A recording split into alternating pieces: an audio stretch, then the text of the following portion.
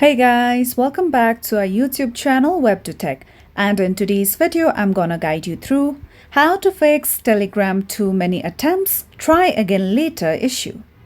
So in order to fix your problem, first of all, launch settings on your mobile devices.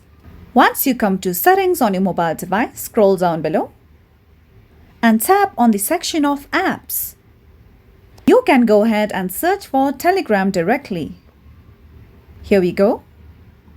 Now, first of all, you would have to tap on this category of permissions. Make sure that the permissions for all these categories have been turned on. Now, the second step you would want to do in order to fix your issue is that, let's go back.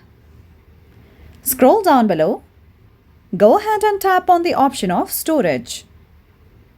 From here, you'll see the option of clear cache at the bottom right corner. Tap on it. Now, the last step you could do in order to fix your issue is that open Play Store or App Store according to your mobile devices. Once you come here, go ahead and tap on the option of search at the bottom right corner. Go to the search bar and search for Telegram. Tap on the application. Now over here, make sure that your Telegram application is updated to its latest version.